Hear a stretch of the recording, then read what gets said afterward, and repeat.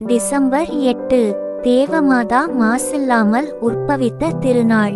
சர்வேசுரன் ஆதி தாய் தகப்பனை உண்டாக்கிய போது அவர்களுக்கு அவர் கொடுத்த கட்டளையை அவர்கள் மீறினதினால் அவர்கள் தேவ இஷ்டப்பிரசாதத்தை இழந்த மோட்ச உரிமையை பறிகொடுத்து வியாதி, துன்பம், சாவு முதலிய தீமைகளுக்கு ஆளானார்கள்.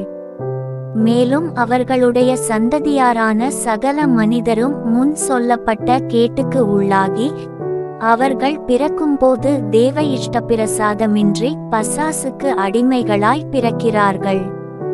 ஆனால் தயையுள்ள சர்வேசுவரன் அவர்கள் மீது இரக்கங்கொண்டு மனுக்குலத்தை இரட்சிக்கும்படி ஒரு இரட்சகர் ஒரு ஸ்திரீயிடத்தினின்று பிறப்பாரென்றும் அந்த ஸ்திரீ நரக சர்ப்பமாகிய பசாசின் தலையை மிதித்து நசுக்குவார்களென்றும் ஆதித்தாய் தகப்பனுக்கு வாக்குத்தத்தம் கொடுத்தார்.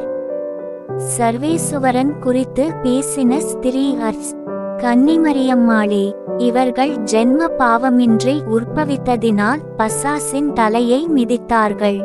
ஆகையால் உலக இரட்சகரை பெற்றெடுக்கவிருக்கும் அக்கன்னி மரியம்மாள் தன் தாய் வயிற்றில் உற்பவித்த கணமே ஜென்ம பாவமின்றி உற்பவித்தது.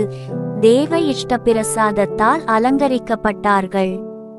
தேவமாதா தன் தாய் வயிற்றில் உற்பவித்த பொழுது ஜென்ம பாவமின்றி உற்பவித்தார்கள் என்னும் வேத சத்தியத்தை திருச்சபை 1854 வருடம் டிசம்பர் மாதம் 8ஆம் தேதி உலகத்திற்கு பிரசித்தப்படுத்தினதினால் இன்றைய தினம் ஆடம்பரத்துடன் திருச்சபையில் திருநாளாக கொண்டாடப்படுகிறது. யோசனை: நாமும் மோட்ச இராக்கினியின் மேல் அதிக பக்தி வைத்து, ஓ மரியாயே, உமது ஜென்ம தோஷமில்லாத உற்பவத்தால் என்னிருதயத்தை பரிசுத்தப்படுத்தி என் ஆத்துமத்தை அர்ச்சித்தருளும் என்று மன்றாடுவோமாக. ஆமென்.